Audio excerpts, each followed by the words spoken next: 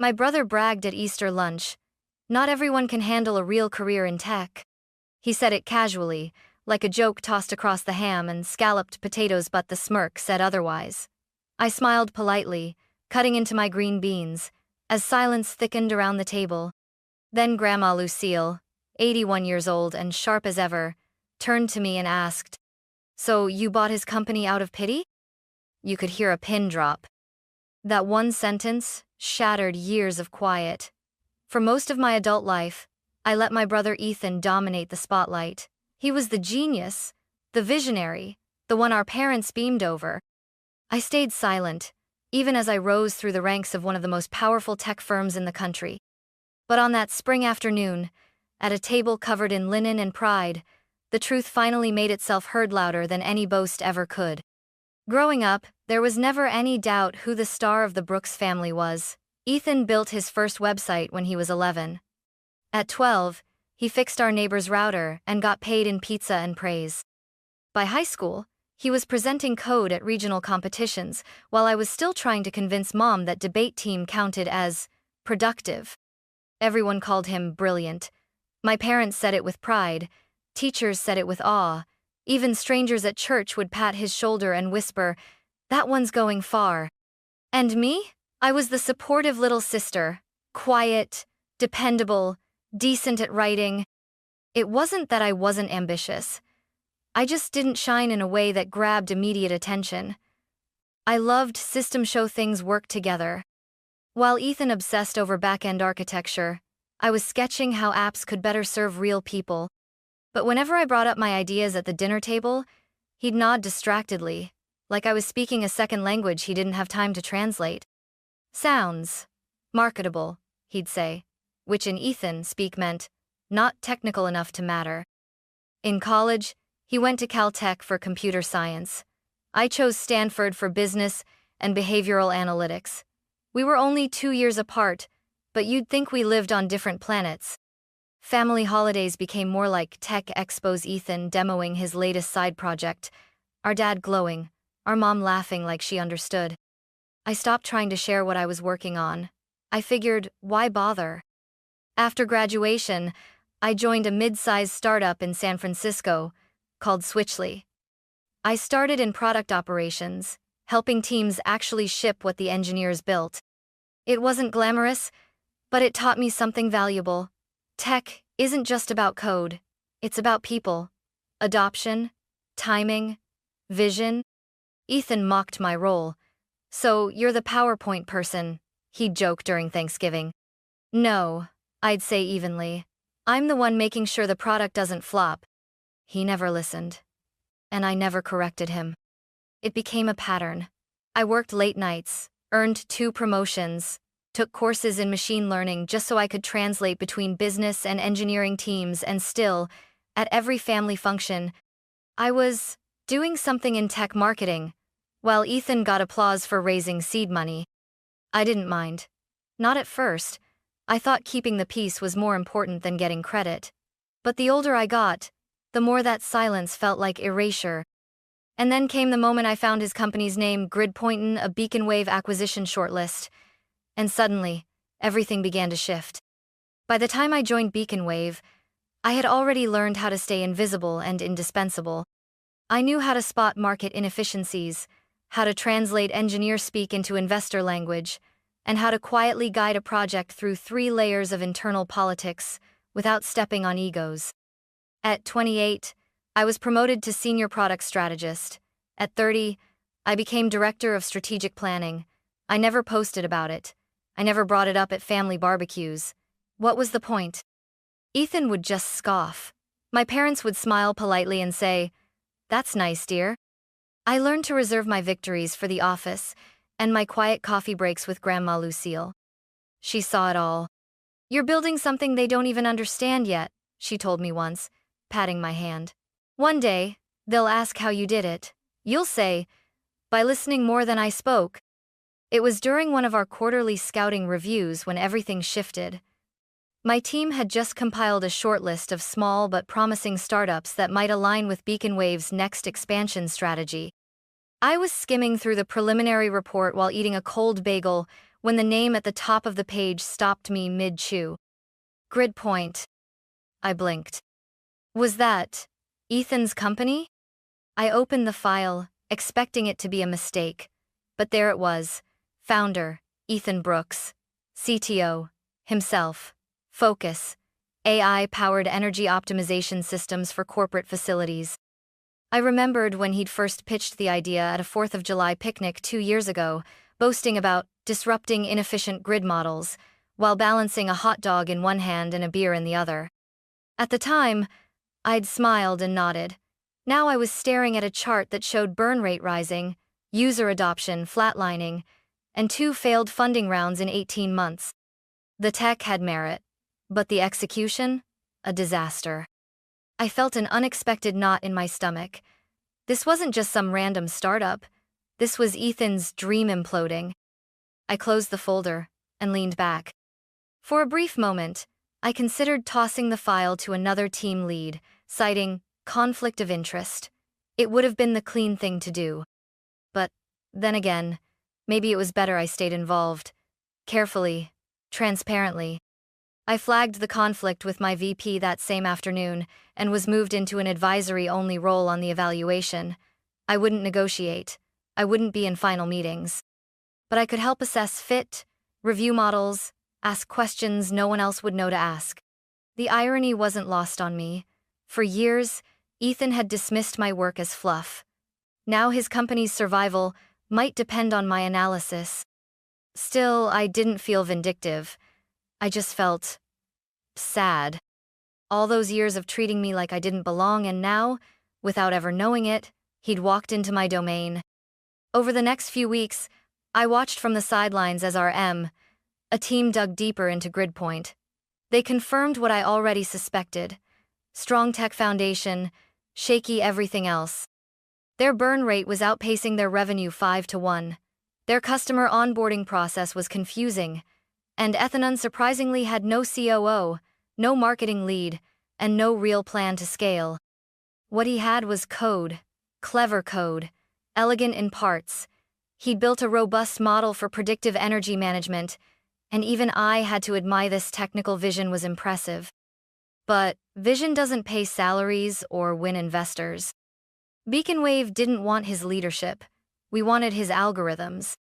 I gave my input where I could, helped reframe the product roadmap into something digestible, offered insights on how the tech might integrate into our core platform, all while carefully documenting every word, every suggestion, to avoid even a whiff of impropriety. Outside of work, things were oddly normal. We had a family dinner for Mom's birthday. Ethan talked about how the market was shifting and how he was considering some strategic options. I stirred my soup and kept quiet. Grandma gave me a look across the table, as if to say, "How long are you going to let him perform this fiction?" I shrugged slightly. Because honestly, I wasn't sure. It wasn't about revenge. I didn't want to embarrass him, but I couldn't deny the small ache building inside me. Ethan was out here spinning his story, painting himself as the lone tech visionary, while quietly being propped up by a company he openly mocked and by a sister he never bothered to ask about. The rest of my family, of course, had no clue. "Ethan's doing so well," Dad said one night on the phone. "You know, maybe he can help you one day, Maddie. I'm sure he'd love to mentor you in the tech space." I bit my tongue so hard I tasted blood. He still thought I was doing digital ads or something. Every time Ethan opened his mouth at family gatherings, it was like the universe rearranged itself around his voice. He used words like seed stage and Series A, like weapons terms that sounded intimidating enough to shut down any further questions. And every time, I smiled, nodded, passed the bread. Until Easter lunch. Until that one sentence, a sharp, smug, and predictable cut through the roast chicken and asparagus. "Not everyone can handle a real career in tech." And Grandma Lucille, your family's unofficial lie detector, paused mid-bite, turned to me, and asked, "So you bought his company out of pity?" Time froze. I didn't answer right away. Because what do you say when the truth is finally louder than the story everyone's been clinging to for years? Silence. That's what hit first. Not anger, not disbelief. Just the hollow, stunned quiet that fills a room when no one knows which reality to believe anymore. I didn't look at Ethan right away. I looked at my plate. The roast carrots had gone cold. My hands were suddenly sweating, but my voice when I finally used it came out steady. I didn't buy his company, I said softly. My company did. I led the analysis team that recommended the acquisition. Across the table, Dad blinked as if I'd just switched languages. Ethan's fork stopped halfway to his mouth. He laughed once, short and tight. Wait, what? Grandma Lucille sipped her water like she'd just asked about the weather. Calm, precise. You're joking, Ethan said, eyes narrowing. You're not even in acquisitions, you're in product strategy or something. Marketing? I said. 2 years ago. I'm director of strategic planning now. Part of that includes leading cross-functional M.A. evaluations. Dad opened his mouth, closed it. Mom looked between us with wide eyes, napkin still pressed against her lap like she was bracing for turbulence. You led the buyout of GridPoint? Ethan asked, incredulous. I nodded once. Beacon Wave was looking for advanced machine learning models in the energy space. Your tech was solid, but everything else wasn't sustainable. I didn't say it to hurt him. I said it because it was the truth, and for once, I wasn't going to edit myself to preserve his ego. Heather, Ethan's wife, who had been quiet until now, set down her glass. I saw Madeline's name in the paperwork, she said gently. I assumed you knew. Ethan turned to her. You what? She gave him a small shrug. It was in the early integration briefings. I didn't think it was a secret. You mean to tell me, Ethan said slowly, voice rising, that while I was talking to those execs, my own sister was sitting behind the curtain pulling strings, that she was the one who— No one pulled anything, I said firmly. Your company was already on the brink. We offered a deal that saved your tech, your staff, and your name. So you did buy it out of pity, he snapped. Grandma finally spoke again. No, sweetheart.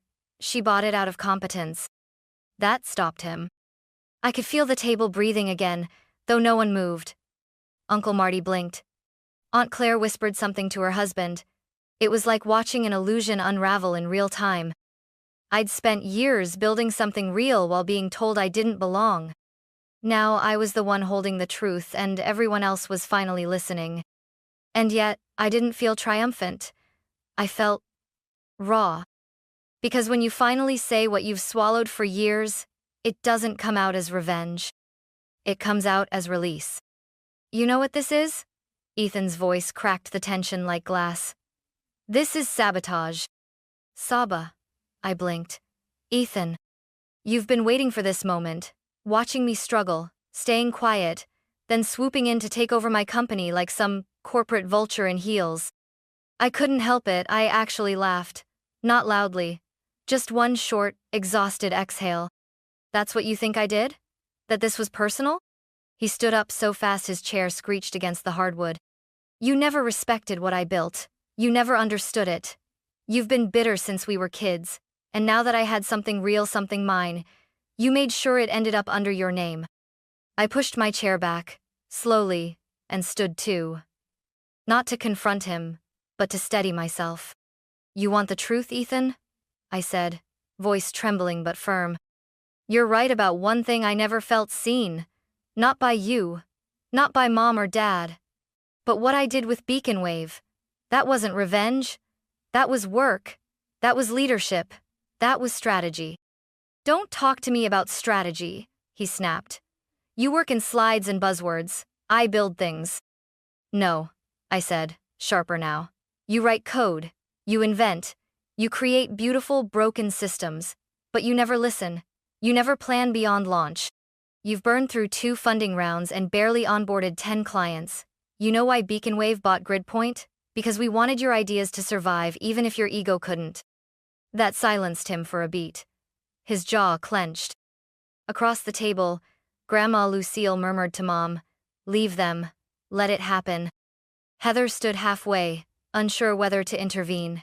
Dad looked like he wanted to crawl under the table. And by the way, I added, I didn't take your company. The board approved it. The legal team vetted it. Your investors begged us for a deal before the lights went out. You're lucky we offered terms at all. That's enough, Ethan exploded. You think this makes you better than me? No, I said simply. It makes me someone who sees the whole board, not just the piece in my hand. He stared at me, shaking with something between fury and humiliation. For once, he had no words, and that scared him more than anything. Grandma spoke again, clear as a bell.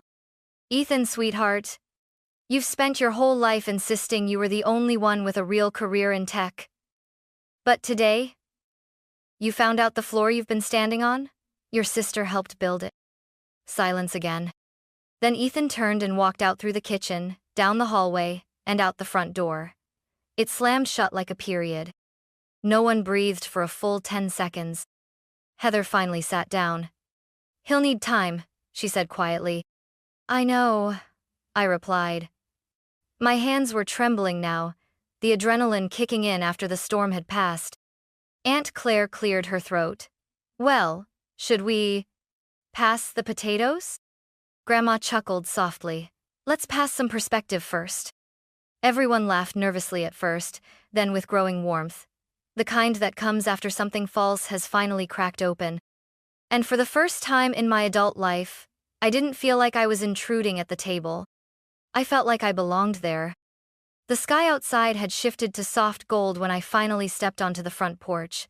I spotted Ethan sitting on the edge of the steps, elbows resting on his knees, hands clasped tight. He didn't turn when he heard me, didn't speak, so I sat a few feet away, leaving space between us, and let the silence settle. After a long moment, he said, She really said that, huh, Grandma? She really did. He gave a dry chuckle, but there was no humor in it. She's always liked you more. I shook my head. She just sees both of us clearly. She always has. He exhaled hard. You humiliated me in there. I looked straight ahead. I didn't plan to. I wasn't going to say anything, but when you stood up and said what you said, I couldn't stay silent anymore. That, not everyone can handle a real tech career line? He asked. I nodded. He scrubbed his face with both hands. God, I've been using that one for years. I didn't even think. That's the problem, Ethan. You didn't think. About what it meant. About how it landed. I've spent years listening to you tell the family that I'm just someone who makes nice slides. Because I thought you were, he said honestly. You never corrected me. You never asked. He turned to face me then, the edge gone from his voice, replaced by something softer. Why didn't you ever say anything, Maddie? I hesitated. Because I thought maybe it wasn't worth the fight. Because I thought keeping the peace mattered more than being seen. But that kind of peace? I paused. It's just silence with a prettier name. He looked down at his hands. So, how bad was Gridpoint? Your tech was brilliant, I said gently. But the business was bleeding. Your churn rate was unsustainable. You had no real marketing, no onboarding team, no financial strategy. You were 3 months from layoffs. He didn't speak for a while. When he did, his voice was barely audible. I knew we were in trouble. I kept thinking one more round of funding. One more breakthrough. I know, I said. That's what founders do. But sometimes the most visionary thing you can do is ask for help, or let someone else help. He stared into the distance. You really led the team that pushed the acquisition? I nodded. I recused myself from the final negotiation, but yes, I'm the one who flagged your company in the first place. He was quiet again. Then, so, you saved me. I met his eyes. I saved your work, your team, your technology. I didn't do it to rescue your pride, Ethan. I did it because I believed your idea deserved a second chance, even if the execution needed help. He gave a small, rueful laugh. And now I work for you. You work with us, I corrected. You'll be reporting to Marcus in technical integration. He's brilliant and patient. You'll learn a lot. He tilted his head. And you? I'm still overseeing strategic planning, I smiled. But I'll be around. He was quiet again, then reached into his jacket and pulled out a Stress Bala promotional one with the Gridpoint logo. He turned it over in his palm like it held something heavier. I don't know how to do this, he admitted. Being second, or being wrong. You're not second, Ethan, I said softly. You're just not alone anymore. He looked over at me, the fight drained from his face. I've been a jerk. I smirked. An arrogant, condescending, brilliant jerk. He actually laughed this time, full and honest. Fair. I stood up and offered my hand. He looked at it for a moment, then took it. We stood in silence for a beat, watching the light spill across the street. Ready to go back in? I asked. He nodded. Yeah, I think I am. And together, for the first time in a long time, we walked back into the house not as competitors, but as something new. When we walked back into the dining room, the atmosphere shifted instantly. Conversations that had been forcibly cheerful dropped into awkward silence. Forks paused midair. Grandma Lucille raised one eyebrow but said nothing. She didn't need to. Ethan slid back into his seat beside Heather. I returned to mine, between Grandma and Michael, my longtime partner, who greeted me with a reassuring squeeze of the hand. Uncle Marty cleared his throat. Everything okay? Ethan looked up. We're working on it. It wasn't an apology. Not yet. But it wasn't denial either. For Ethan, that was growth. Dinner resumed in fits and starts. Talk turned to neutral topics: spring allergies, baseball, someone's trip to Yosemite. But under it all was a quiet tension, like everyone was still waiting for the air to clear. I thought maybe that was all we'd get, that we'd brush the confrontation under the rug like families so often do.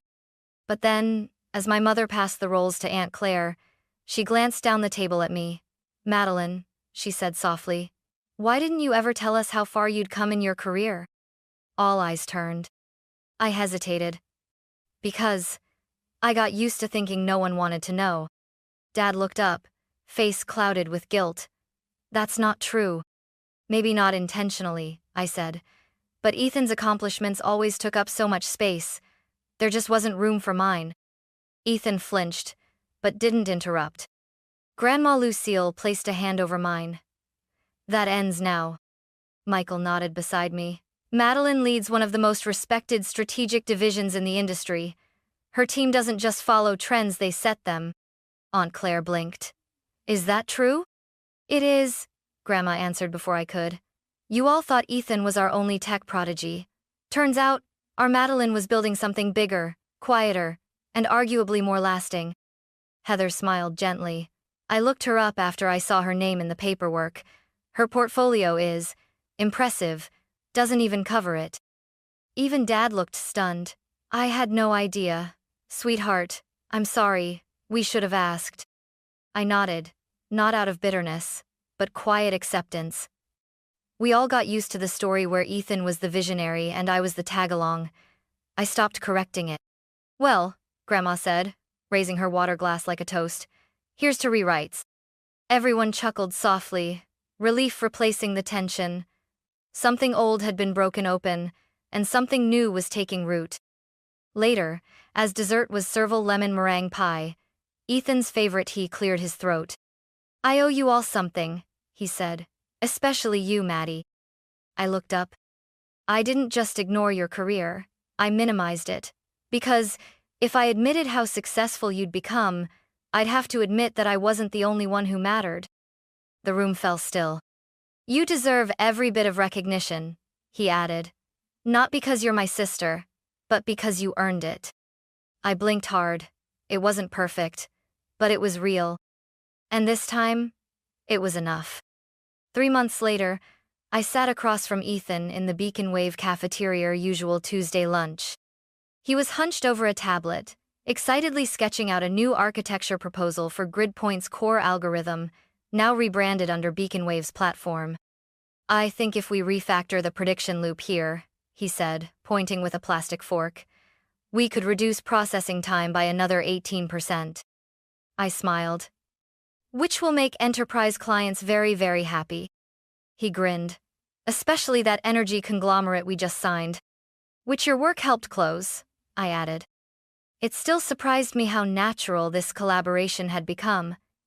At first, working under the same roof had been awkward. He was defensive. I was cautious. But slowly, the walls came down. Ethan had learned to accept feedback without turning it into a battle. I had learned to speak with confidence, even in rooms that once made me shrink. Our parents had come to visit the office last month. Mom brought cookies for the team. Dad wandered around asking what a tech stack was, but he beamed with pride when he saw both our names on the leadership wall. At dinner that night, for the first time ever, they asked me about my job before they asked Ethan. It wasn't just a shift, it was a reset. Even Grandma Lucille noticed. She invited us over one Sunday for pot roast and chess, and as we cleared the dishes, she clasped our hands and said, "You two are like code and interface different layers, same purpose." Ethan laughed. "She means we finally make a good team." "Don't get cocky," I teased. He leaned back in his chair, quiet for a moment. Then, "You know, I used to think leadership meant being the smartest guy in the room." "It helps," I smirked. "But now," he said, "I think it means listening to the people who see what you can't. That's what you've always done. You saw the gaps, and instead of calling them flaws, you built bridges." I looked at him. "We're still building." He nodded. "But this time, we're not building alone." Later that week, we presented our first joint roadmap at the company town hall. I handled the strategy. He handled the tech. For the first time in front of hundreds, we stood as equals, not siblings in competition, but collaborators in something real. Afterward, Ethan turned to me backstage and said, "You know, for someone in just marketing, you're kind of brilliant." I raised an eyebrow. "You're only just catching on?" He grinned. "Better late than never." As we stepped back into the crowd, I realized something. The greatest thing I'd ever built wasn't a product or a portfolio. It was this new version of us, born not from rivalry, but from truth. And the courage to finally let it be seen.